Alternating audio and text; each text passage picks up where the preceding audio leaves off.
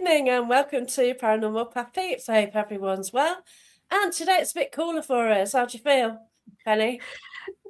Yeah, cooler. I actually was complaining Cooler. this morning. I was sat in my dress. We had to go to a meeting at my son's school, and I said, I'm going to change my dress. I'm cold. And my husband's like, how can you be cold? And I said, I was chilly.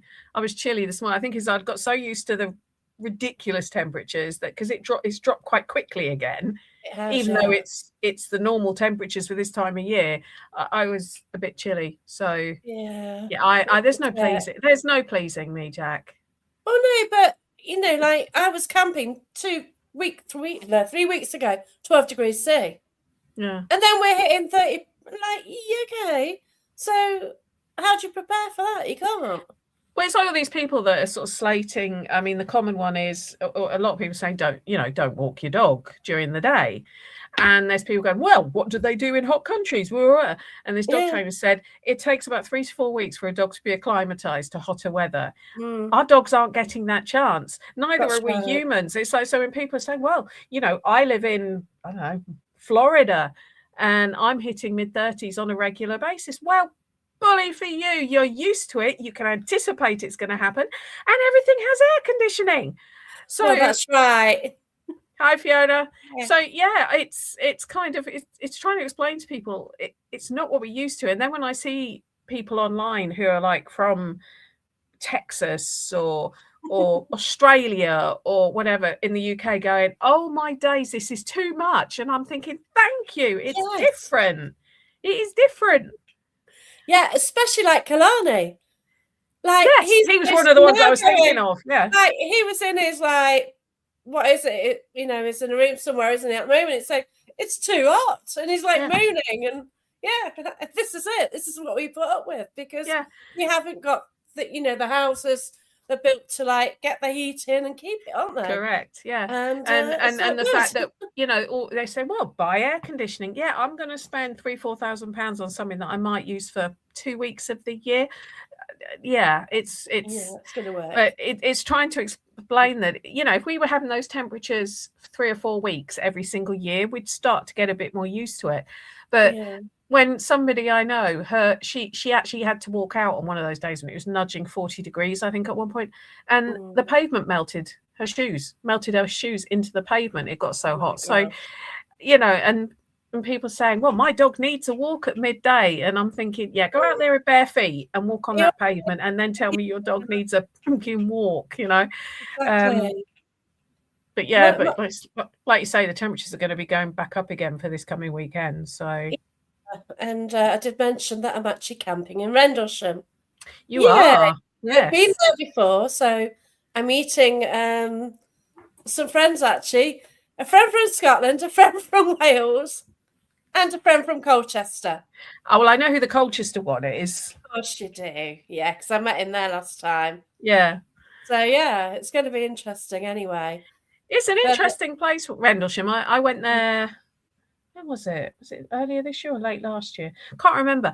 We went over there to walk the dog and everything. And I wanted to find the sort of the landing site because I was doing some research into it. And it's got quite an eerie feel to it. It does, even though it's not like, I mean, obviously I've written a book about a forest. Is nothing like Epping Forest because it's a man-made forest. It's not like a naturally occurring one. No. And also it's only crumbs. I think it's less than 100 years old as well. So it's nothing like Epping Forest, which is my sort of baby. But my husband and I were saying you can definitely imagine something weird going on. And it's not that easy to find the landing site where they spotted. No, it isn't, is it? No. Because I was on the campsite and it was getting darkish, but I thought, right, I'll just nip up there. I sort of asked at the camp shop. I says, where is it? Oh, just up there, just walk up there, you'll find it. Started walking up there, it's getting darker, and I thought, I'm coming back. And as soon as it got really sort of dusky, that was it. I went to turn around, and it did get a bit creepy at night.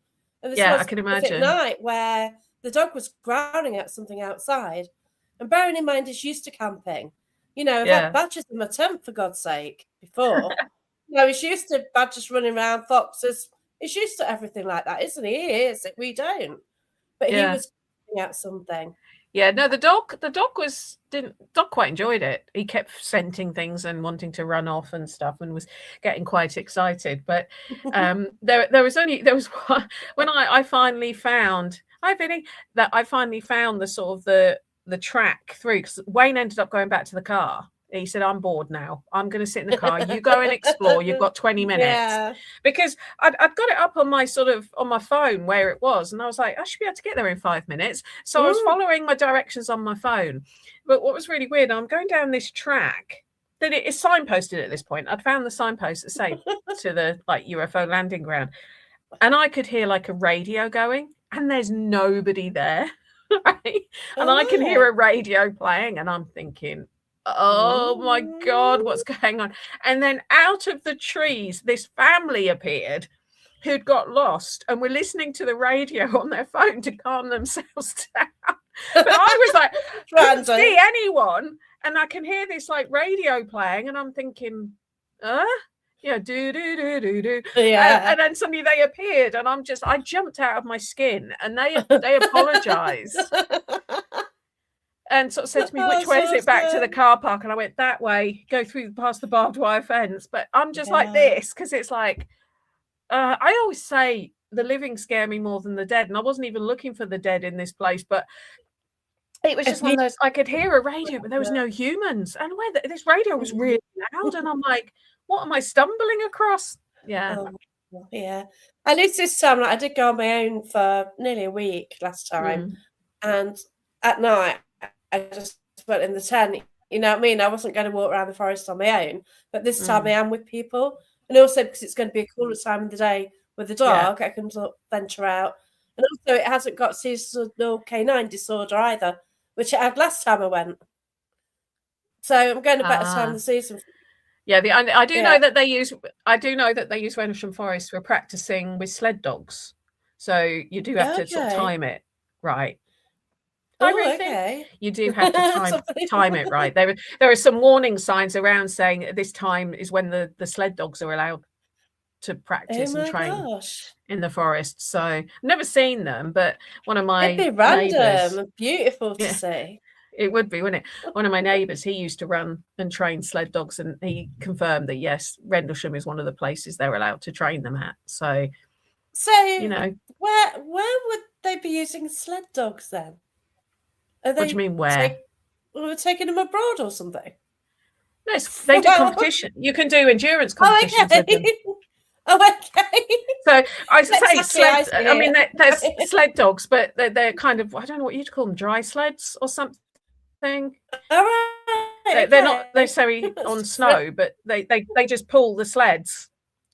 I don't know much about it. I just know that one of my neighbours, he used to help train them, and he's a bit of a husky Malamute whisperer, if you know what I mean. But they're gorgeous. Yeah, and I do know they do it at Rendlesham, so it would be fun to see it. But that's probably not my interest in that. My interest in that part of Suffolk isn't so much to do with the UFO stuff. It's more to do with the military and definitely everything. Yeah, it's absolutely stunning. Like a lot of the places are open on the Sunday, aren't they? When you can go and visit, and I went to a few of those, and I do want to go to some forts this time. And which ones were you thinking of? There's one which is really, I forgot what it's called. There's one which is nearer, 45 minutes away. Like Harwich and that area, it's too far away.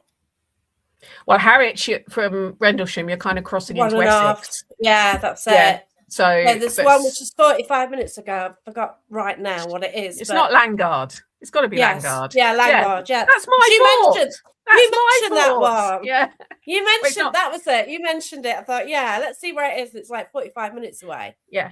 Well, we were saying before we came on air about the beach. Obviously, Langard is on the coast, and there's nice walkways down the side of it that we might be able to try that then. Yeah, so that might be suitable for the man. Yeah, he might be able to cope with that. But Langard is my I sometimes don't want to rave about it too much because I don't want everyone to discover it, but I do want everyone to discover it because everyone goes on about Harwich readout and everything. That's and I'm just like, go to Langard. I know when we did an investigation there a few years ago, and Wayne Seaton was there. He gets everywhere, doesn't he? He does. Well, yeah, he is from Essex. I mean, we have a reputation, us Essex people. Oh, definitely, yeah. And he had never been to Langard. And I won't say we had a private call last night, and I won't say what he was wearing on the call. Probably not a lot. But he was going. He obviously his one is Beacon Hill Fort, which is kind of his baby.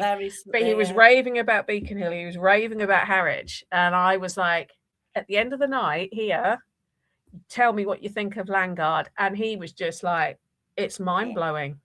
Hi, Nigel. Wow. It's mind blowing, and it's I don't know why, because it's huge. Why it doesn't get more attention, but to me, it is hands down one of the best locations. I've had stuff happen there during the day when I've gone there. It's just like a day trip sort of. Yeah, that's what punter stuff at night happens there.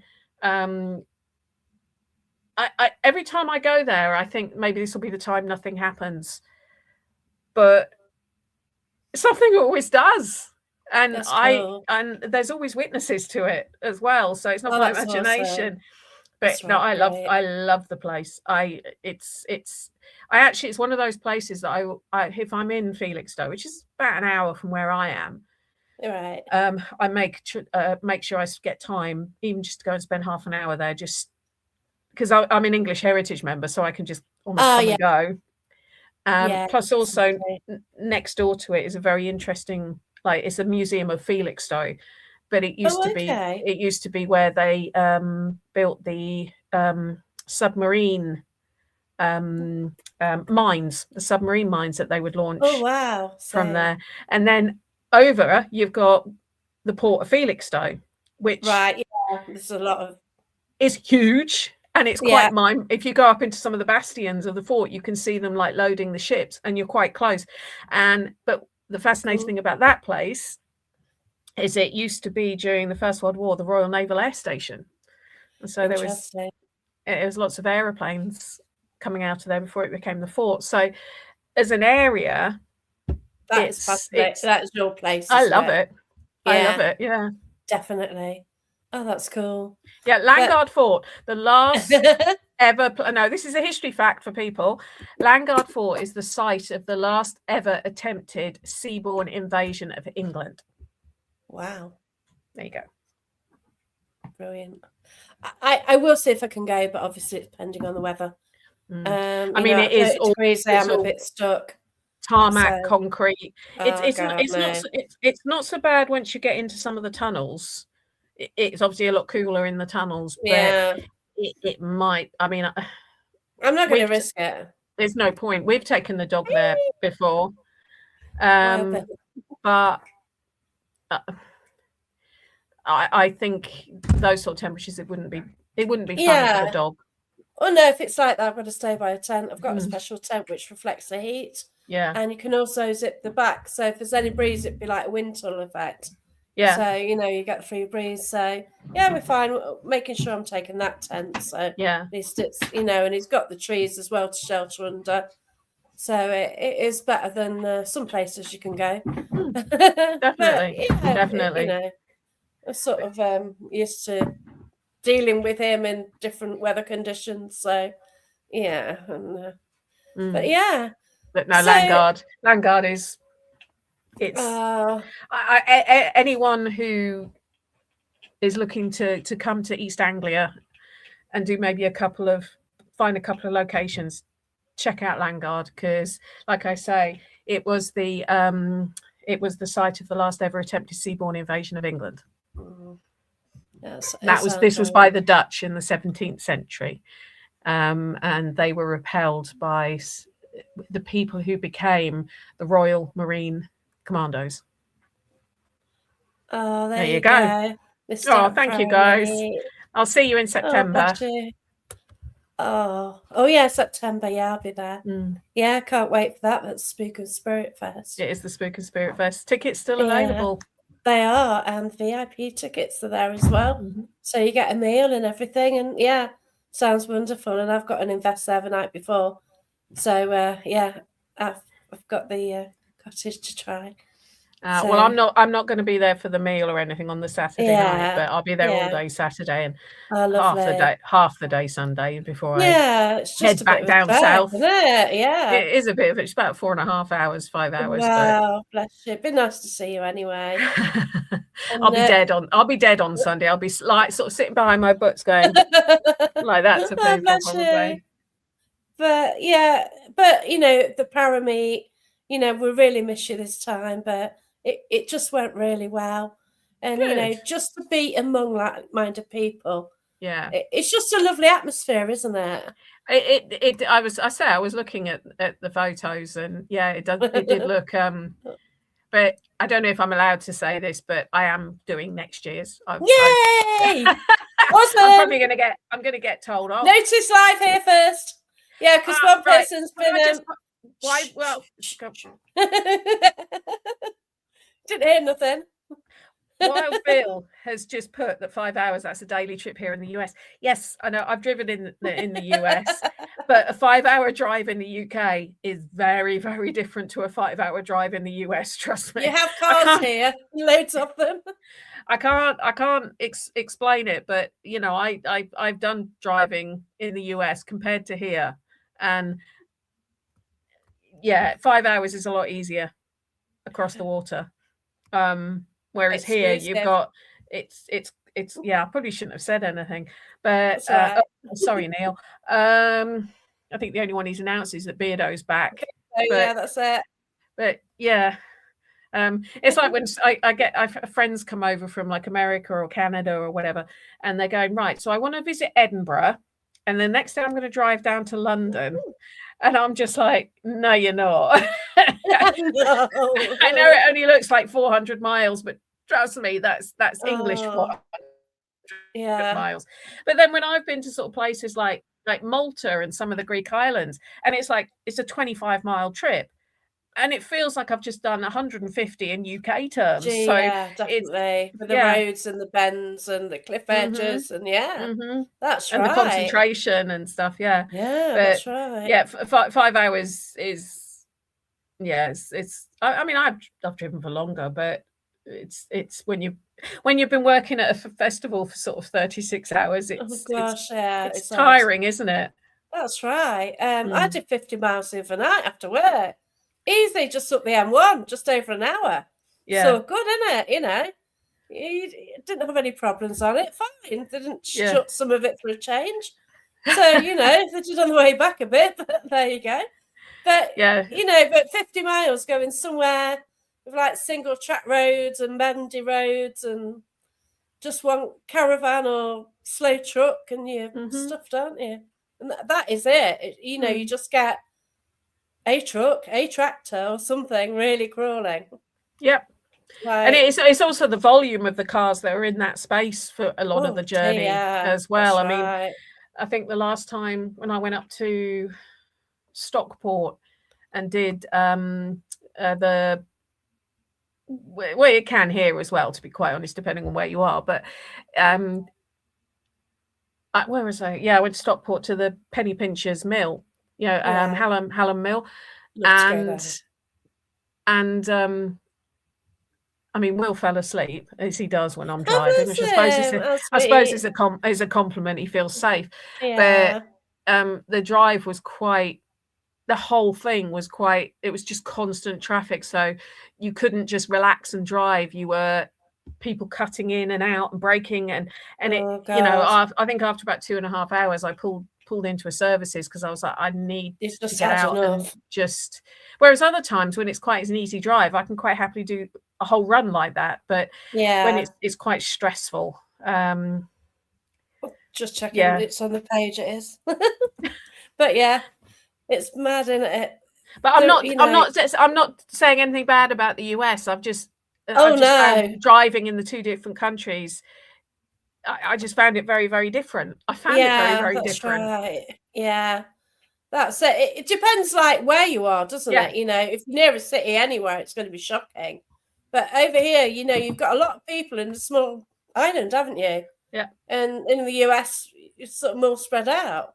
Mm. So, you know, Route 66, you're going to have loads of like, you know, where you don't see people. Well, I know that I went to Penhurst Paracon last year. Of course you did. Yeah, that was incredible. It's kind of, it's an experience. And I got my car. I'm on my own, and I've got being all brave. And I got my car, and it took them so long to get it to me. I'm driving out of Philadelphia airport at rush hour. I didn't think about it being rush hour. I just thought, oh, it must always be this busy. It's Philadelphia. And I got to my hotel, which was about 40 miles away, I think, in one piece. I only nearly killed myself once, and I learnt my lesson not to do what I did by accident again. And when I was talking to Katrina Weidman on the Saturday, because I know Katrina. Oh, she's lovely, yeah. And what are we talking about? East Coast. I'm just saying, I drove through from Philadelphia. But she was saying to me, how'd you get on? And I was telling her what time I'd let her pick up my car. And she went, you drove in at rush hour Philadelphia airport traffic. And I went, yeah. And she went, you're braver than I am. And I was like, really? Oh, wow. Oh, it didn't seem that. I mean, I've driven around London and places like that. So, but whoa, I won't do London. I live in Essex. It's I kind of have to sometimes, but yeah, she was like, no, we wouldn't want to drive there if we don't have to. And I was like, yeah, it was a bit busy, but I suppose I just jumped straight in at the deep end. But you couldn't really think about it. I couldn't trying to work out where the cars are. I was so tired. I just wanted to get to my hotel and have a shower, basically. So I was just like, right, let's go. We'll do that. I'm not planning on going to Atlanta anytime soon, but I'll keep that one in mind. Yeah. But how many lanes did you have to deal with? Was it like a great big freeway then? Oh yeah. Coming on and off them, and them splitting, and I mean, I had sat nav up on my phone, luckily, so I was following that, and I just had to keep remembering to be on the wrong side of the road. But the weirdest, the only thing when I finally took my car back at the end of the trip, and I had this lovely bloke deal with it because somebody had scraped my car in one of the car parks, and he was like, "Don't worry, I'll buff out. I'm not charging you for it because you've told me you've not tried to con me," sort of thing. And he was absolutely lovely. And he said, have you driven down here in America before? And I went, no, first time. And he went, well, you did really well. Something like that. Or fly back to the UK. Anyway, he said to me, how did you cope driving on the right side of the road? And I said, the wrong side. I said the weirdest thing for me, and because because it was automatic, I didn't have to think about changing gears, which was quite useful because otherwise I'm used to driving stick shift or gear manual. Yeah. So when I've driven automatics in this country, I accidentally slip it out of automatic because I get in a mess. Yeah. But because it was the wrong hand, I wasn't thinking about doing it. I just kept, because my left hand is the one that's used to hitting the gear stick. It stayed on. But the weird thing was, because I'm not used to moving the steering wheel around with the seatbelt coming across that side of my neck, I had to keep moving the seatbelt because it felt alien. It's the wrong way. That was the thing. But my indicators were on the same side. Like my right hand was my indicators and everything else. I only nearly got into it wrong on the wrong side once, which I was quite proud of myself. But it was the seatbelt. I kept it was uncomfortable. I had to keep moving it kind of off to my shoulder because it was uncomfortable. Trying to I'm used to it being there and doing. Gosh, I didn't even think about that. Right, they're all trying to compete the worst place to drive. Oh, if you'd done that cabal, then Nigel, God no. Norfolk. I've done Norfolk behind a tractor. A149. Try driving around Norfolk with all the old people who stop at green lights just in case they go red. A149. Oh, I grew in up in holiday Norfolk. season. Ugh. Yeah, that We'll was a go joke, off to- actually. yeah. The Norfolk probably isn't as bad as Kabul, and but I think, well, I'm trying to think. Some of the places my husband and I, Japan are on the same Japan. side as us. Oh. I don't know that. My husband tends to drive if we go on holiday, and Oh gosh, yeah. and some of the places we've driven around in some of the sort of the European countries, even he's Mm. gone, oh, and there's some of them are. I mean, the one place you won't drive is Paris. You know Oh that God, I roundabout, get the Arc that. de Yeah. the Arc de Triomphe is in them. I've been told God, no. your insurance is invalid if you drive on that roundabout because it is so dangerous. But yeah, I'm still quite proud of myself that I drove around America and I only nearly That's had one big. accident, and I learned what I did wrong. Didn't do it again. Oh, blimey. I thought when the right light was left light, sorry, was flashing, it meant I could go. It didn't. It mean you can go if it's clear, if it's flashing. Oh. And I went to go, not realizing that the car coming the other way wasn't going to stop. And he got very angry with me. And I just sort of roared across and was, sorry, I'm English. Hi, car. And I didn't do that again. So I learned very fast, but being able to go right on a red light, that is just so alien to me. I did get bibbed a couple of times, and I was thinking, now can I go on this one, or is this one of the ones I can't go? And I was just, I'll sod it. If I get pulled by the police, I'll be just like, I'm so sorry. But I picked it up quite quickly, but it was an experience. It was an experience. What was the Paracon like then? Huge. Busy. I can't explain quite how huge it was. Wow. I mean, I was there I was there with my books and stuff. So I was kind of in a room behind a table, and I made some amazing new friends as well while I was there, and cemented a few other friendships and stuff. I don't know if Wendy will be watching this, but Wendy, my girl, she was next to me. Her and her other half were constantly making me go off to get a drink or go off to get something to eat or whatever. Yes. It's huge. It's huge. I mean, there was people queuing up for like 2-3 hours to meet the celebs. Yeah. And I felt quite sort of bad because Katrina had said, when you get here, come and find me and say hello. and she had the second longest queue out of all the celebs. Josh Gates had the longest queue, but she had probably about the second longest, which was like good for her. Anyway, so and I wasn't going to interrupt her, but the organisers, Bob and Gina, said, "Look, you're a vendor, you can go wherever you want." And I was like, okay. And so I went and stood there and waited for Katrina to notice me because I didn't want to interrupt her. And she's realised it was me, and she was, "Oh, one sec." And then she said to her, "Oh, you're still there? I'm just going to hold you. This is a really good friend of mine from England. I just want to give her a hug and see how she is." And you can see all these people going, "Oh, and then when I spoke, someone goes, "Oh my God, she's English. I'll say something," and all this. And I'm just like, okay, I'm over there if you want to come and talk to me. But that was a bit of a weird sort of her holding her line for me. And that's beautiful. Yeah, she's lovely. We 7 years ago. Yeah, we filmed Help My House is Haunted a couple of months earlier when she stepped in for that the episode in Scarborough. Of course, yeah. So she knew I was coming over, and she'd give me a bit of sort of ideas on where to stay, because obviously I don't know the area and what's safe and what isn't. And she's from that part of the world. But yeah, it was a bit weird having her sort of hold a line and them all giving me daggers. But it's the people who run it.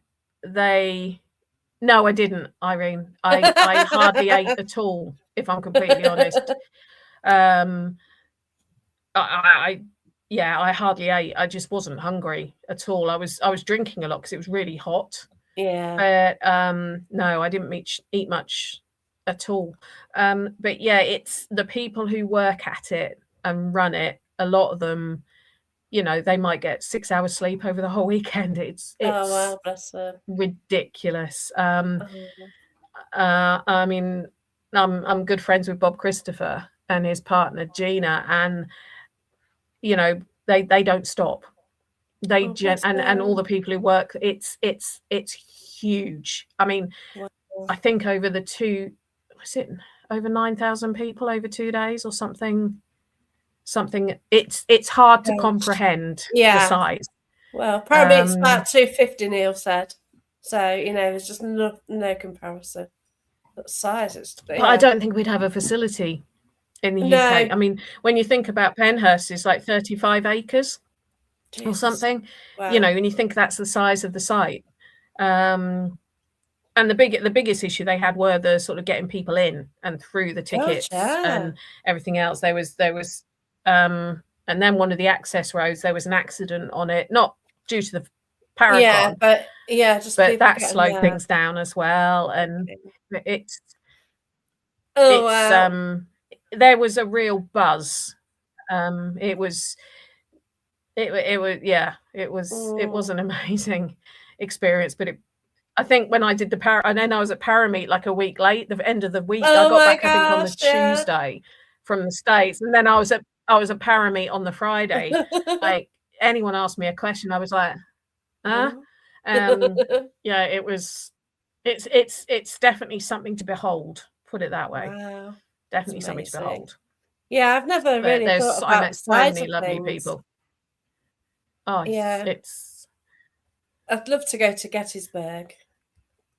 I guess that's huge as well. Yeah, I don't know. I've not done Gettysburg yet. I mean, I was invited to do the Gettysburg Bash this July, but things transpired against me going. But that's it's everything is bigger, and I don't necessarily mean bigger is better, but that was big even for Penhurst. That was the biggest year they'd had, and I'm pretty sure it's because Josh Gates, when they announced him, because he doesn't do much of this sort of stuff. Right.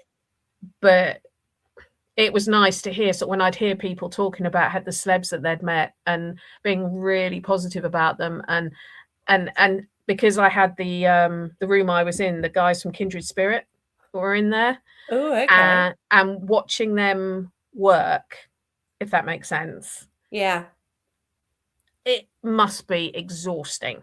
That's because they just would have queues of people, you know, wanting to spend some time with them. So they've got to put the smile on for the photo. Smile, yeah. Everything's got to be interesting. You know, make the person feel and as much as you want to do that, after a while, it's it must be. I mean, to begin with, I was like, why are they having a break every hour? But then when I was sort of studying them a bit, like I do, I sort of thought, I can see why they need a break every hour now. It's probably really good fun meeting all these people, but it's also quite it's just like endless faces, isn't it? Hello, how are we? And then you get the same comment, which is always a joke from somebody. You know, people always have this unique joke, but it's always the same, isn't it, from loads of people? But and also I did hear a few times, oh, do you remember me? And they'll be going, I never say that to the celebs when I see them again. I normally I think when I saw it again, it was Katrina. It was the year before last when I was in the States the year before, and we went to a small Paracon that she was doing, and she recognized me facially. And then sort of I said, I don't expect you to remember me. And she went, I remember where you, and she said the event and everything. And I was like, I didn't expect you to remember that. And she said, no, I'd enjoyed talking to you. You're the rugby person, aren't you? Because her husband's into rugby. Oh my gosh. But I didn't expect her to no. remember me, but she did. But a lot of people will be like, oh, do you remember me? I met you 4 years ago, blah blah blah. And I know. Yeah. And I was at the bus stop when you know something really like okay. But it's quite sort of I find it quite sort of, I say not amusing, that's the wrong word because I'm not laughing at people, but no, it's great. But without sounding arrogant, I get that happen to me. I'll get people come up to me and go, hi, do you remember me? I met you. Wow. I spoke to you on Facebook 4 years ago and complimented a show you did. And I'm like, Okay. What's your username? I might remember that, but and they'll be like, oh no, you spoke to me, you correspond, you answered my message, and I'm like, okay, yeah, help me out here. So I'm a nobody, and these people are ones who've got like hundreds of thousands of fans following them, and I think what they must be sort of, do you say, I'm really sorry, I don't remember you, or you just go, yeah, and just hope they're going to drop their name, or my favorite trick when someone does that to me and I genuinely can't remember their name. It's like, right, so oh God, anyone listening will know that my trick now if I say it. But remind me, how do you spell your name? Yeah, it's a good one. Luckily, I haven't got. Oh, Fiona, I'm a nobody compared to people like Katrina and Josh Gates. I know you're not. Oh, compared to them, I am. Oh, but the other thing as well is I do actually, if it's someone I don't know really, really well, I will always check their name, because I've had Jenny, for example, spelled Jenny, Jenni, Jennnie. And if you get it wrong, you screw the book up. You screw the signature up. So I do tend to ask people, but that is one of my tricks. If I really genuinely can't remember someone's name, possibly because of menopausal mind fog at times. I can't do names anyway. I'm shocking. And it's on Facebook as well. You've got a Facebook friend, and they go, "Hello, I've been talking to you on Facebook." It's like, oh shit, who are you then? And like, it's what you do, isn't it? Oh, how are you doing? Or but like I say, I am a nobody. I am a nobody compared to like the Katrinas and the John. No, but I am. I'm not. I am compared to them. You're real, aren't you? And yeah, but so were they. Some of them are. Some aren't. When they've got sort of 500,000 followers. Yeah. And I like that. But Eileen's just put. That's lovely. But because I always try and sort of, where somebody's take the time to buy one of my books, I will try and I never just write to whoever from Penny. I'll always try and put like a little comment in, like lovely. Stay spooky, or because I'm so chuffed. I still can't quite get over the fact that I still can't quite get I can't quite get over the fact people buy my work. I'm still waiting for that bubble to go ping.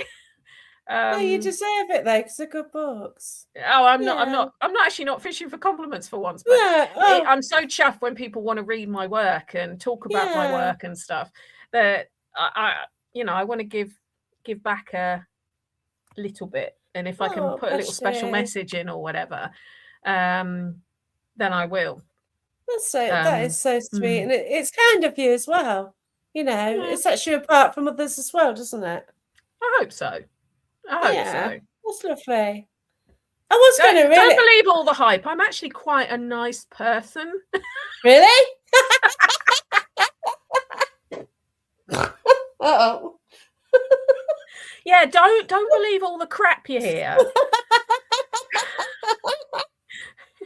Oh God. Set me off now. I don't believe the rumours. They're not true. What rumours? I heard any about you. I've heard them about everybody else, I think. Oh, I've heard the ones about me that certain people have started. I steal people's research. I don't do my own history research. I shouldn't be able to call myself a historian. Oh, I know. I knew that one. That was unbelievable. I did hear from someone that I do the paranormal so I can cheat on my husband. That was yeah, that's why apparently I'm in the paranormal. Not sure how I would get away with that when I bring Will to a lot of these events. Mean that everyone in the paranormal is apparently we're just a giant swingers club. But but I want to know how I get away with it when I've got my son with me. We were actually caught in a room, 14 of us. Well, what do you guys want to get up to? I'm just saying, I wasn't there. I wasn't there. I'm well behaved. And Fiona knows nothing. Oh, and Nando, what can you say? You stepped in at the right time, Nando.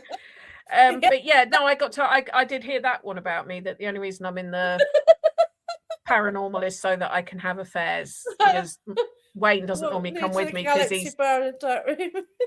because Wayne's normally at home looking after our youngest. But I do want to know how I'm going to get away with it when the older one is normally with me. Pretty sure he would whistle blow, because he's a daddy's boy. So yeah, the lights went off. He knows about all the flings I have with all the ghosts, all the male spirits who chat me up. He knows about that. He's fine with that. He's absolutely fine with that. Yeah, you mentioned that earlier. Yeah, but yeah, no, I've heard that one. What was another one? I use AI to write my books. That's another one I've heard. No. Yeah, loads of things like that. Sorry, you published your books before AI was out.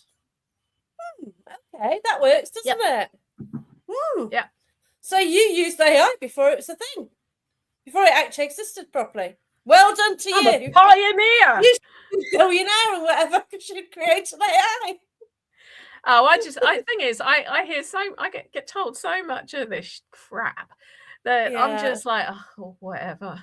It's like you and I were saying about when you get all the infighting online and stuff. It's just scroll on. I cannot. Yeah. I am too old for this. I am too old and too bad-tempered and too tired. Yeah. I've got quite a few, Irene. If I go anywhere that's got soldiers, I guarantee one of them will either want me to be his mum or want me to be his girlfriend. It's a lot of phantom jizz. There you go. What can I say? I don't know if they're sexy or not, but they're normally quite cheeky. That's all I know.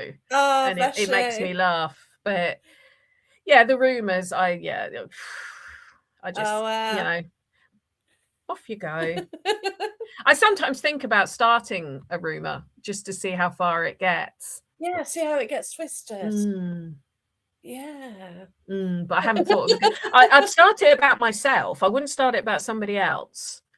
But I haven't thought of one yet to start to see how far it gets, because it would have to be really good.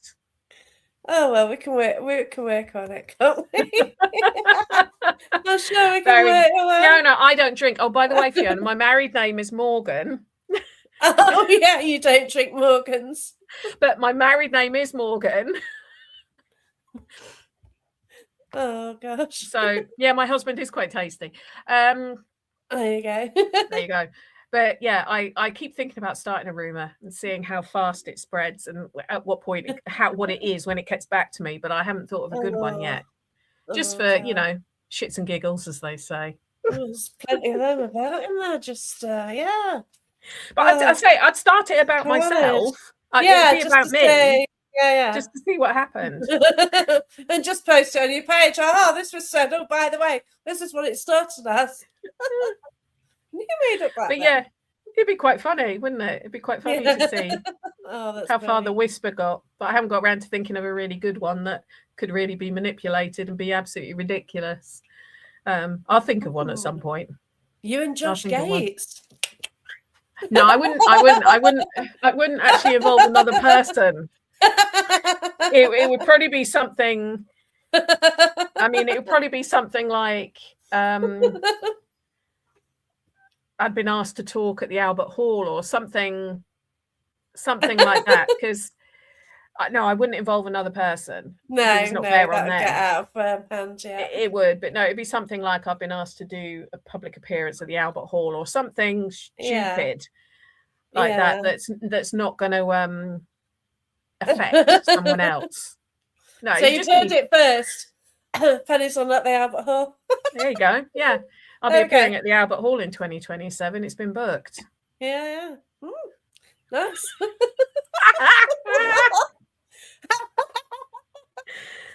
Sorry. So for people just watching, just catching that clip, that's it. Boom. There it goes. The seed is set. Oh, dear. Oh, wait. Oh, I'm getting you into trouble, aren't I? Yeah. Shit happens. Oh, dear. So where are we going from here? I don't know. It's sort of common. Yeah. It's got a bit skew. I did have a question for you. Go on. So, at school, did you actually like history lessons, or were they boring? Oh yeah, no, I loved it. You did. So you had a good teacher then. Yes. So that's up to 16. One. Up to 16. Oh my god! I don't get that. Okay. I don't get that joke. Sorry. I'll ask Fiona to explain. Yeah, Fiona. Yeah. What? Look at the colour of my hair. What? Oh, must be yes. Nottingham saying then, Fiona. It must be. Yeah, so up to the age of 16, when I did my GCSEs, I had this brilliant teacher called Phil Hancock, who I've talked about him before. Feathers tickle. Oh, what? Because we're laughing. I'm not telling you what I'm sitting on, mate. Bzz.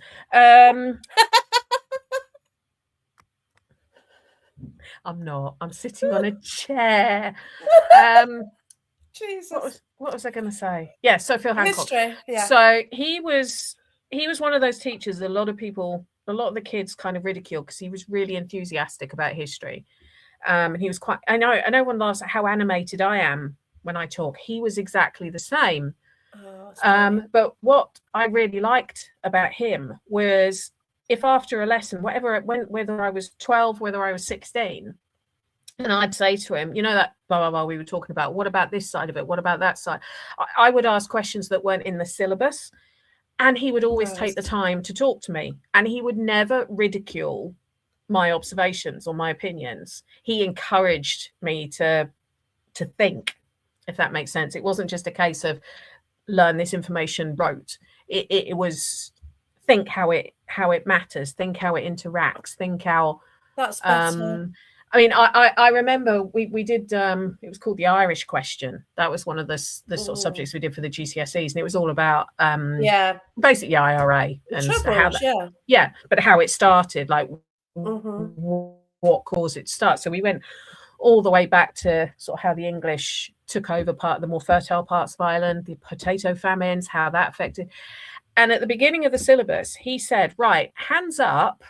Bear in mind, I was at school in the 80s, the 70s and 80s, when the bombings were right. It was everywhere. Anyone who's Gen X will know what we mean by this. Yeah. And at the beginning of the lesson, 40 kids, he said, right, hands up who actually slightly sympathizes with the IRA's cause. Not how they're doing it, but why they're doing it. And I think 2 of us put our hands up. 2 of us. Yeah. At the end of the lesson, like the syllabus, he asked the same question. Nearly everyone put their hands up. Now, we qualified it in that we don't agree with what they're doing. We don't agree with blowing people up. But we understand why they felt that way. That's right. So that was the kind of teacher he was. But when I said I was taking history A level, he told my mum she'll hate it. She will get bored. She won't enjoy it. She'll enjoy, doing a degree or further. She will hate history A level. He was right. I flunked it. Completely flunked it. It was the most boring thing. To me, it wasn't history. It was just being talked at and read this and read that. There was no... I mean, some of the subjects I did for my A level, I actually do talk about now, and hopefully people don't fall asleep when I talk about them. Oh, bless you. But I used to fall asleep in class, so yeah, I flunked it. But I can honestly say, not in a weird way, I adored him, and he died at 43. He was playing rugby and he had a massive heart attack, and I still used to see him. Even though I'd left school, because I would have been, I was about 21 when he died, but because he lived quite near to my mum and dad, and he had an antique car, and I'd always see him come through the village. So it was always like, hi, how are you? And my mum and I always joke that he is probably looking down, going, I knew it. And I think he would be one of the ones who'd be jumping up and clapping and pleased that I'm doing history the way I want to do it, not the way school told me to do it. But yeah, that's it. But yeah, so to answer your question, yes, I did like history at school, but I didn't enjoy A level. I flunked A level, and because to me it wasn't. They actually don't teach it the way they were trying to teach it to us now. Because I've spoken to friends of mine whose kids are doing it, and they've shown me the syllabus and they've shown me how they learn it, and it's much more. Kind of like interactive. It's not right. That's better. because even though with history you do have to read a lot, you do have to Oh yeah, cross-reference that's stuff. right. You've got to understand it. Yeah. But you've got to make people realise that the subject you're looking at, it's not just this boring, fuddy-duddy, grey, dusty stuff. It affects everything. And when you start to get that into your mind, it's a lot more interesting, I think, finding all the different like nuances and all of that. But yeah, I think he's probably looking down, like cheering me on every time I release something or find a new fact or something. But he was, yeah, I used to really look forward to his lessons. Yeah. Sometimes history needs a reboot because it's not taught properly, and that's it, isn't it? You know, it's like Chinese whispers as well, isn't it? Sometimes. Yeah. By separation, Irene, do you mean the Irish? Yeah, that's what I was wondering. I was wondering if that was what the question was. Yeah, horrible histories. I went into my boys' primary school and did a couple of talks for them on Henry VIII of all people. Oh, wow. And I can't stand Henry VIII. But I actually did refer to horrible histories more than once. I mean, horrible histories came up with the song "Divorced, Beheaded, Died, Divorced, Beheaded, Survived." I think that series, although there's a few things in the series that technically wasn't quite right as to how witches were treated, most of it is pretty darn good. And I think if horrible histories had been around when I was a kid, I think a lot more people would have been interested in it. Because the other problem I find with teaching history, especially to teenagers who probably don't really want to be there, is grabbing their interest. And when I do one of my talks, again, I'm telling you all my secrets. When I do one of my talks, I am trying to see that every single person is like that something I have said has made them go, ooh. If I see people like this, I will do my best to get them to actually, even if it's just one thing I say that makes go, oh. Yes. Oh, that's funny. Yeah. I mean, I know I've got a reputation for dropping F-bombs in my talks. That's part of the reason I do it, because if I see people are switching off a bit, I will drop an F-bomb or say something that nobody expects me to say, or to say Charles Dickens asshole, because then people go, what did she just say? It's not very historian-esque. And it's about making, it's trying to get people engaging, isn't it? Yeah, that's what I'm trying to do. Yeah. That's the problem with the history teachers I have. They were boring. And they were reading it and you were writing it. Mm-hmm. And that's my A-levels were like, yeah. You're not learning, it's just, and then like for an exam, you just have to revise what you've written. Yeah. You're not going to get told to go and do some research. No. That's not how it worked then. Or they wouldn't tell. I mean, I would get told when I was doing my A-levels, I was told to do research. And when I said, but where? They went, you work it out. And I'm just like, you won't even give me a clue. I mean, I didn't even know about taking a textbook and looking at the bibliography at the back and using that as a research tool. Nobody had ever told me that. And this was one of my, I remember my European history teacher, because I had a European history and an English history. My European history A-level teacher telling my mum that Penny doesn't use big enough words in her essays. She needs to read more. The irony is that I have been told off for the last 30 years by people that the words I use are too big and I use them to make people feel stupid. Yet when I was 17, 18, I was told I wasn't using big enough words. And it's just like, I don't think that triggered me to improve my vocabulary. I think I just naturally do. But yeah, I've been accused by people of using big words to make them feel stupid. And I'm like, no, it's just how I speak. I can't. Yeah, it's the way it is. Yeah, I don't use big words. Way it is, but I don't think someone who doesn't sort of say emphatically or something like that is stupid. It's just I can't even probably pronounce it.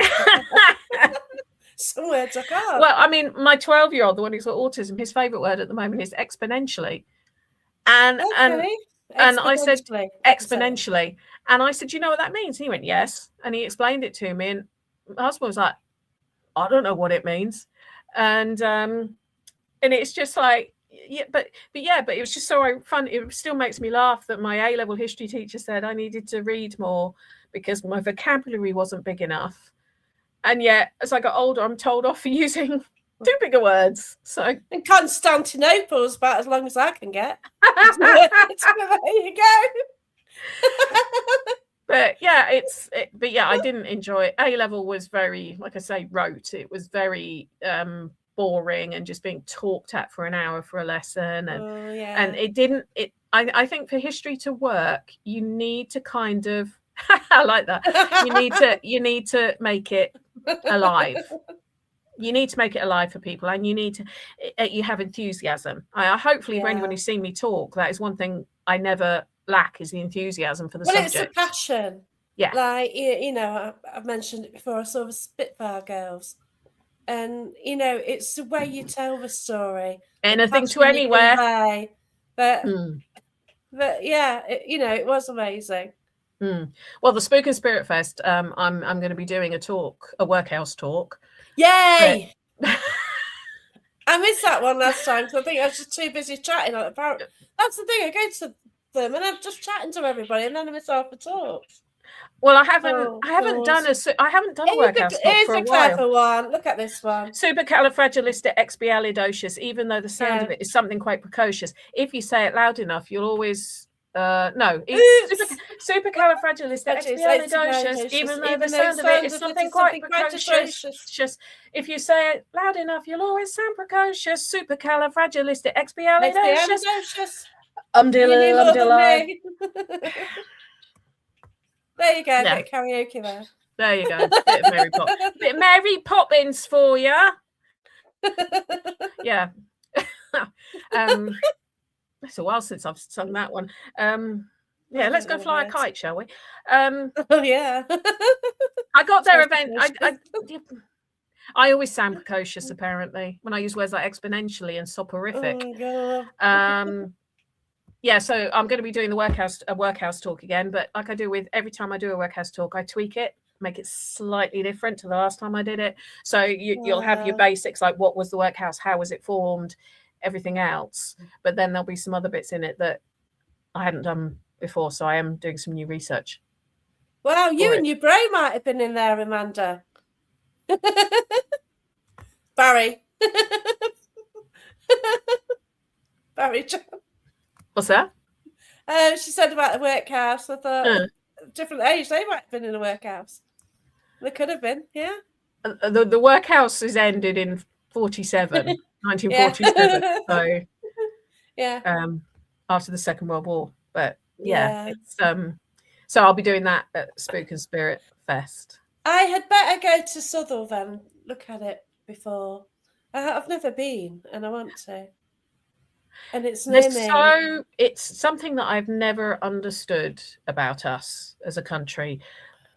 Certain elements of our history we don't want to remind people we did because we believe the negatives too much.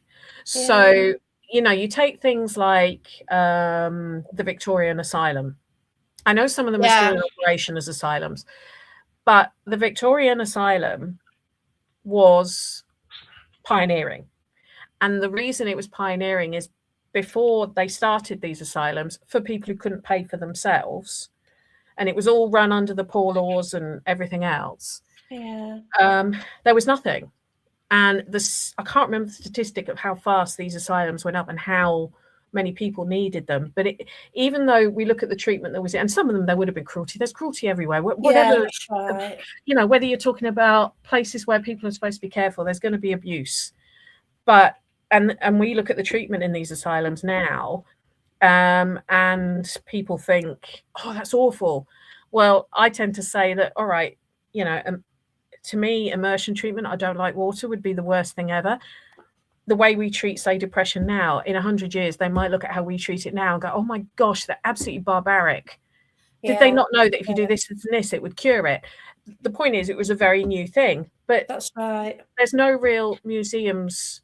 I mean, I think there's a few displays, but there's no real museums or old asylums that you can go and visit to learn about. There's a few sort of I know there's a I'm pretty sure where Bethlehem is now in Kent, they've got a small museum, but there's none of these original buildings that have got a display. And to me, it was something very, very pivotal in history. It's the same with the workhouse. I mean, I know a lot of people think, I mean, I've been called some pretty nasty names when I talk about workhouses because I don't condemn them. I don't condemn them. And because I can see what they were trying to achieve. They just didn't really go about it the right way. The workhouse was the start of welfare. It was the start of the welfare system. Yeah. But there's only really, I think, in England, I'm saying England because they've got a few in Ireland, I know that. And I know they've got at least one in Wales. I think there's only 2 or 3 actual museums. There's Thorn as well, but that's not a museum, is it? That's not, no, this is what I'm saying. There's only a couple. Right. You've got Gressenhall in Norfolk. Right. You've got Southall.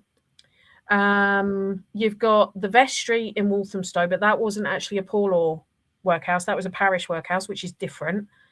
But there's hardly any museums to the workhouse. And the reason I find that amazing is at its peak, there was over 600 workhouses. Right. And the fact that there's only a couple that are, I don't know what day I'm doing my talk. I've requested the Saturday, but I think they're going to be releasing the schedule quite soon. I'm there for Saturday and the Sunday. I'll probably be leaving sort of late lunchtime on the Sunday if you're interested, Vinny. But yeah, there was over 600. And I find it astounding that because everyone thinks it was such a bad thing, nobody has wanted to keep any of them. I mean, there's so I can drive around and I can spot a workhouse building. I can spot it because I know the form they built a lot of them under. And also when they started shutting them, well, I mean, they kind of started shutting them in 1930 after the Local Government Act when they became public assistance institutions. But they I'm probably boring the pants off you now, aren't I? No. Okay. I asked. Okay. So I can't ever give you a yes, no answer. And after the Second World War, when like the NHS was formed and the welfare system was formed, most of them either turned into full-blown hospitals or old people's homes. And what they actually did with the buildings depended on really the residents who were still there, or the inmates, as they were known, that were still there, because a lot of the people by that point who were still in the workhouse were either elderly or ill. So, I mean, you go up to somewhere like Gisborough up in the northeast. Their hospital was the former workhouse. It was the same in Chelmsford. Chelmsford's St John's Hospital, which isn't there anymore, was the workhouse. So whereas Gressenhall, that you can visit in Norfolk, was, I think it was Lawnford and Midditch. That was an old people's home when it closed as a workhouse. So Southall, I believe, also ran as an old people's home for a while, but it also ran as accommodation for not so much single mothers, but families who needed rehoming were put up there as well. So, but Southall actually is even Southall isn't a classic poor law post 1834 workhouse. It was actually before then. It's got its own quite really interesting history of Southall. It's definitely worth going to visit. I think my mate worked at Belper Hospital. Yeah, I think that's closed now as a hospital. But yeah, a lot of the ex-workhouse hospitals have, because they're no longer fit. They can't keep them clean. They can't, corridors aren't wide enough for the beds anymore. There's so many reasons why they can't use them. But I just find it a real shame that there's these parts of history, but because they've been Thank you. Yeah, stigmatized was the word I was trying to think of. It's a long word for me. I'm impressed. Yes, I'm catching. It's catching. Because they've been stigmatized, people don't want to talk about them or learn about them or whatever. And I think it's a real shame, because I do obviously read a lot about them now, as part of, because it is one of my specialities. It's the workhouse. And what I find really interesting is when you read specialist historians' opinion. Oh, what, for the stigmatized? When you read specialist historians, like social historians who specialize in the poor laws and everything else, none of them condemn it. Wow. Not one.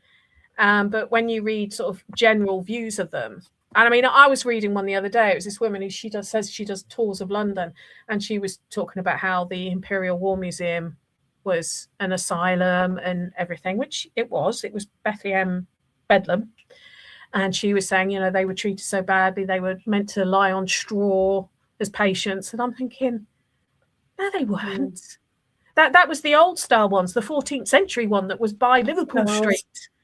And but then I've read that about the workhouse. People said, oh, they didn't, they had to lie on straw. They didn't have their own beds, etc., etc. They shared beds. The children shared beds. And yes, the mattresses were sometimes stuffed with straw.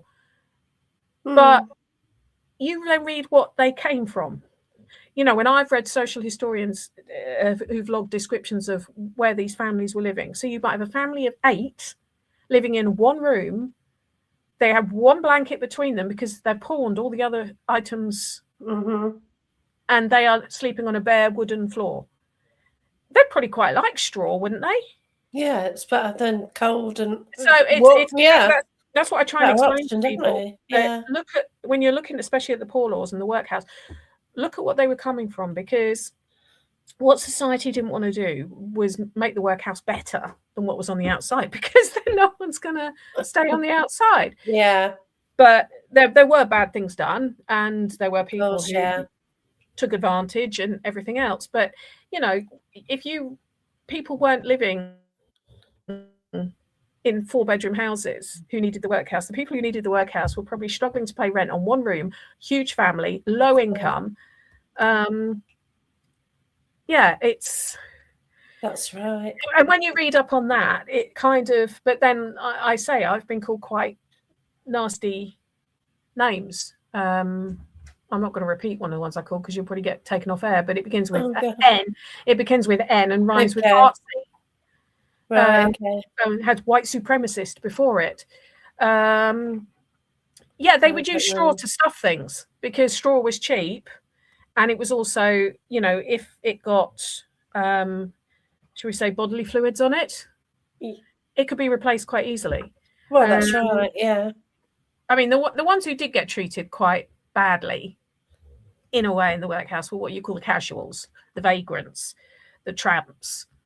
Yeah. The stuff they got given wasn't pleasant, but they were transient. They were only be there for sort of 24 hours so that they could have a bath, have a night's sleep, and get some food. But their stuff wasn't great. But if you were a permanent inmate, you got a roof over your head. You got guaranteed food. Yes, the food wasn't nice. I wouldn't particularly want it, but it was probably more than you were getting, more than you were getting on the outside. So, well, or a bucket, to be quite honest, the bucket. Yeah. But my gran had an outdoor outhouse with a toilet. She did, and this was like the 80s. Okay, she had one upstairs, but we used to go outside. My ex's grandparents, so we're talking 91, 92, they only had an outdoor toilet in their house. That's mad, yeah. And that was in Essex. Whenever we used to go and visit there, if I needed I used to not need the toilet at night, shall we say? Yeah, it's cold. But it doesn't say with things like the workhouse. I find it a shame that people kind of almost don't want to talk about it. Although I know that one of my son's friends was telling me for her history, they her GCSE history, they were looking at the poor laws, which I thought was good, because I think learning about why they did them, what they were for, what people objected to, yeah, I think it's good. Don't shy away from those kind of things. But also, what I say to people is just look at what they were trying to achieve. They were trying to keep everyone happy. Yeah. But also, you have to look at how society viewed the poor, and then it makes a lot more sense why it seems so harsh. I'm not saying it was right, but it makes sense. It was a way to feed people, wasn't it? It wasn't. Yeah, it's just a way of dealing with the problem. With Yeah, I mean the society, and this kind of rings true now. Society was fed up of being taxed to pay for the poor, because they felt the poor deserved it, because they didn't do anything to get themselves out of that situation. So they were trying to, rather than putting tax up, the poor rates up, which is what they used to collect to pay for the poor. That's why they started the unions, so that the parishes would create a union and pool their resources. Because you might have 5 unions, one of whom might have a very high rate of elderly or whatever, so the drain on their resources is high. Then you've got another 4 that have got a lower rate of people needing help. And so they pool the money and create a central workhouse. That was one of the reasons. But also in the Victorian era, they were very, very class orientated. There was, and it was. I mean, I don't think they ever used the term NIMBY in the Victorian era, but it definitely was not in my backyard, because a lot of places, the workhouse, they would never build a workhouse on nice land. It would always be in the slummier, crappy areas that nobody wanted to live in. So, and I know I feel for them. I do feel for them, but yeah, someone's posh now. Oh yeah, there's a lot of areas. I mean, where the workhouse was in Hitchin, it's a very expensive area now, but back then, no. But I think, when you start to look into what they were trying to achieve, and yes, there were mistakes, and they were learning as they went along, but it was the case that people looked down on people who asked for help. But there were people they felt were deserving. So if you were a child and you were born to poor parents and they had to go in the workhouse, you would go with them. Then you were classed as deserving, because it wasn't your fault you'd been born into poverty. It was your parents' fault for creating that situation. If you had become ill, so if you'd contracted something which meant you couldn't work anymore, it's not your fault.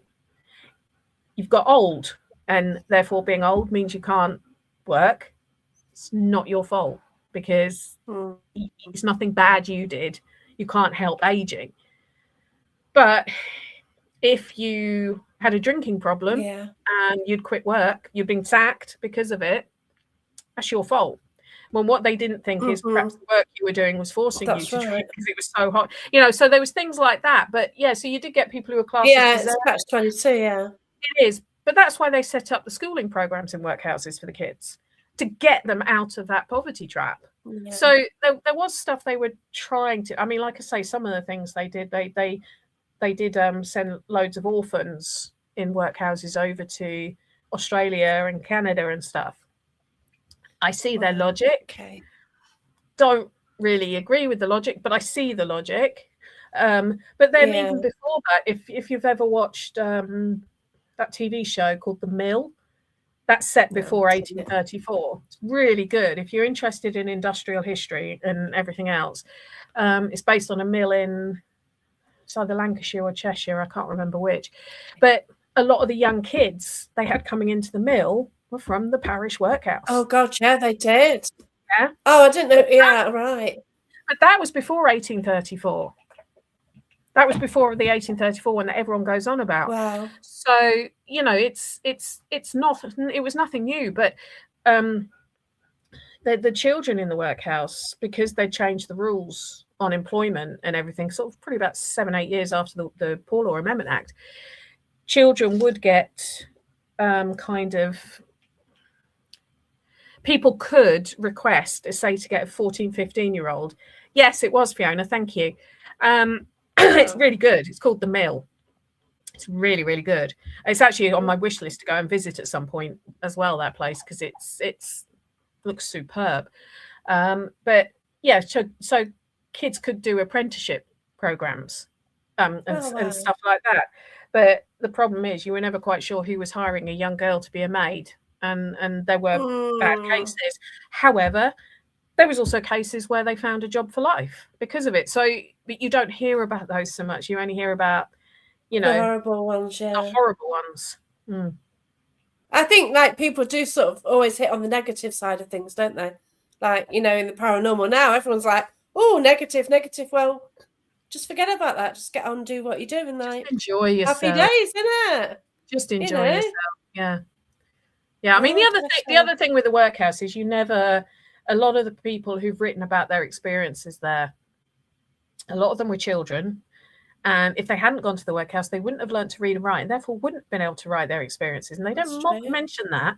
But there's only one book that I know of, or one piece of work that was written, and it's called, which is it? I've got it down here somewhere. Hold on. Something about, it's an indoor pauper. There we go. Indoor Paupers by one of them. Wow. And that was actually written, I think he was 60 or 61, and he had to go into the workhouse in the 19th century. And he writes about his experiences. And he says, no, it wasn't fun, but it wasn't as bad as people made it out to be. And that was in London, I believe. And the inner city ones normally were bad. So, but, you know, so there are things, but it was a constant evolution. I do think by sort of the 1920, 1930, it was very outdated. But it's fascinating to read about, and also just dispel some of the myths. But people do want to be, like you say, everyone seems to want to be negative and shoot people down and everything else, which I think is a real shame. I want to rave about places for people to go, and I want to rave about the history that they might find there, and sort of, I mean, a friend of mine he'd come down to London from Scotland, and he was going to go to a specific museum, and I said, no, if I was you, I'd do the walk, the Jack the Ripper walk instead. Yeah. And he actually listened to my advice and said it was one of the most amazing things he'd ever done.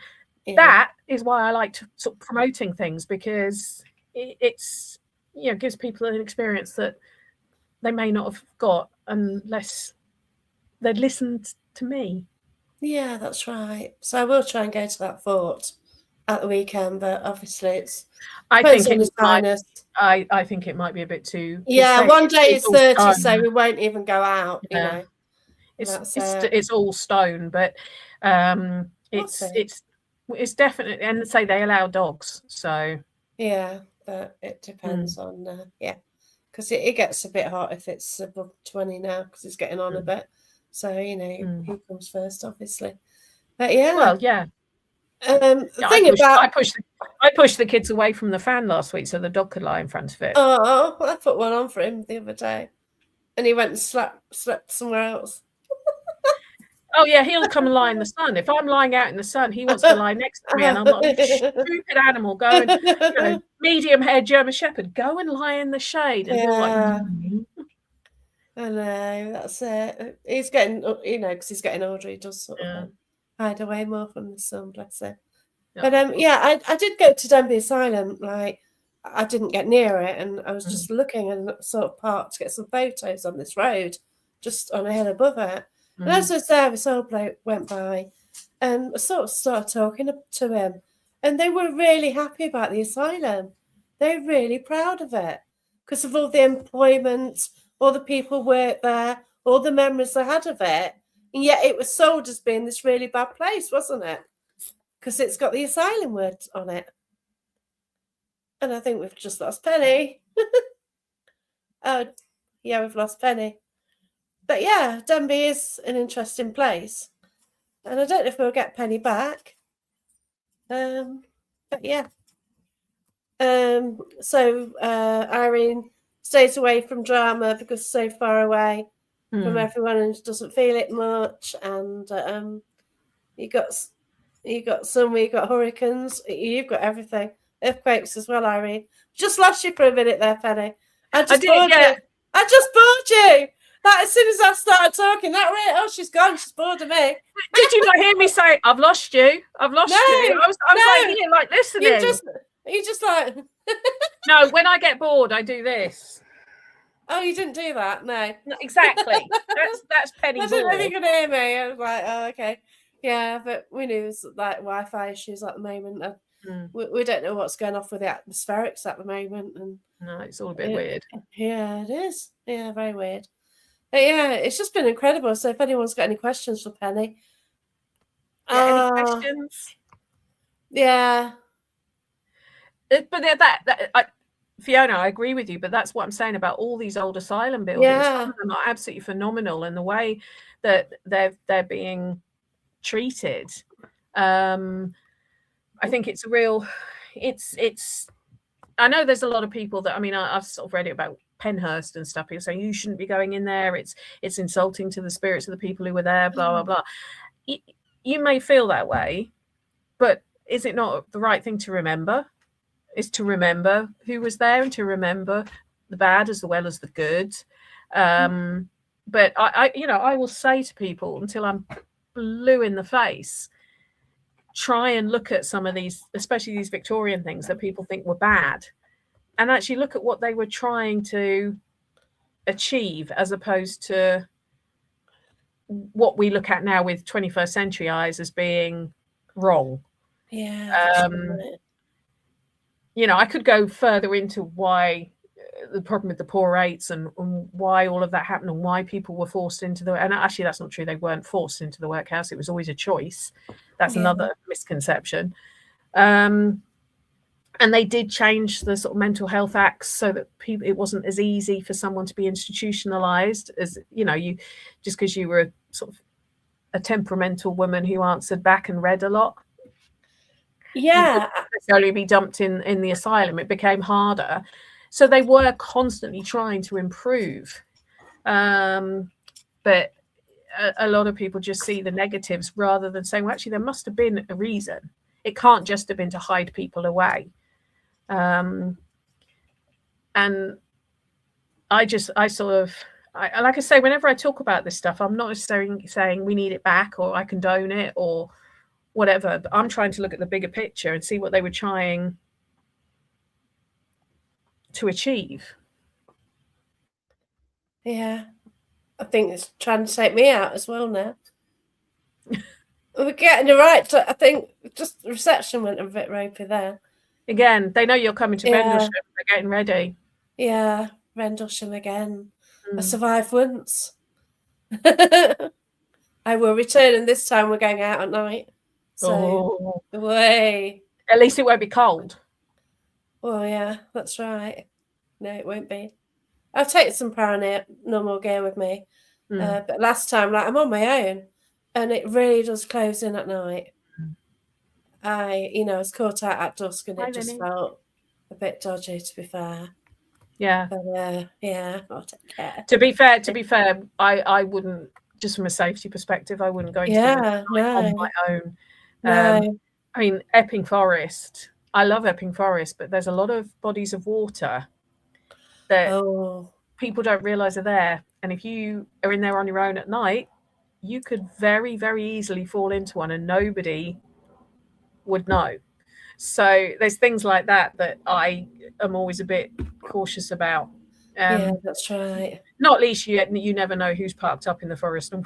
Well, that's right, because there is a big car park right near the campsite, so I can imagine what goes on there. Okay, there you go. We bet it does, So I was on my own.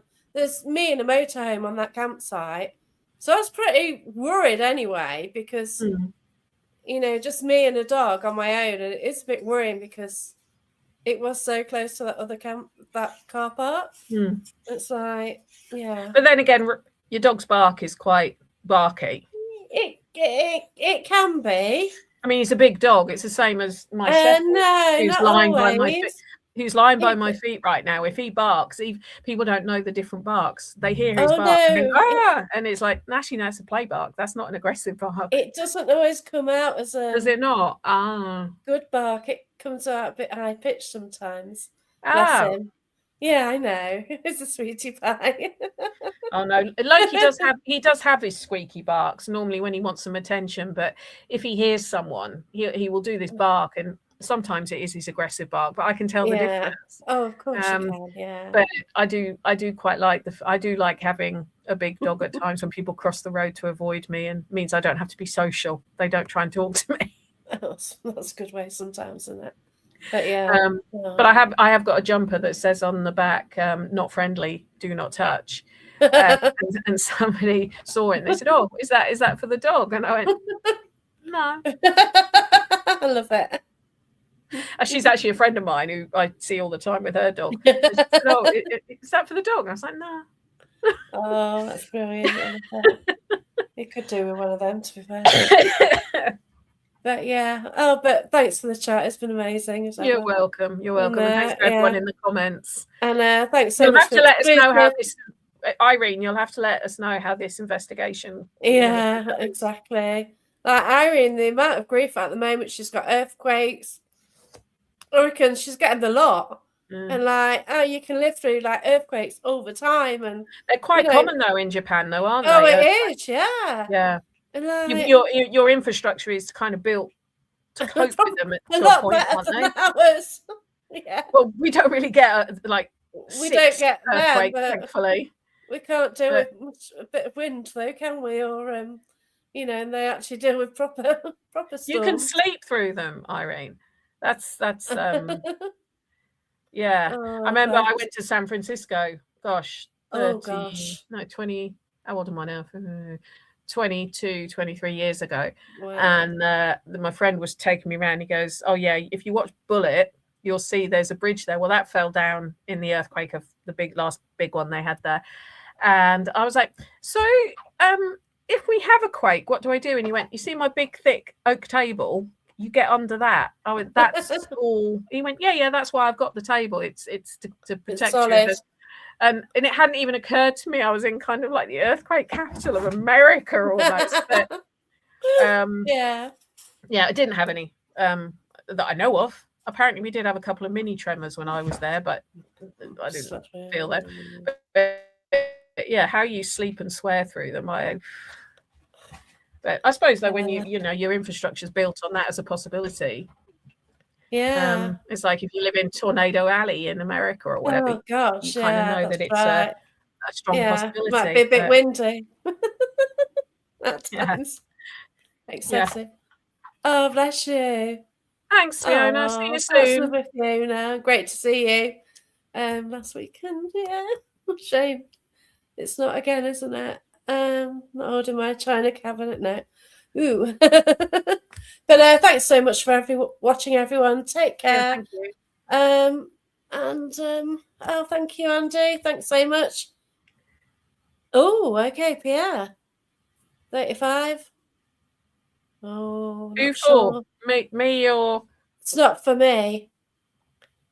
I don't know, Pierre. I don't know, Pierre. Oh, you'll have to let us know more. Gotta go now, Andy, but let us know more in the chat, then we'll see if we can work it out. Hi, Leslie, just about to go. Thanks for watching, everyone, and goodbye. Take care, everyone. Bye.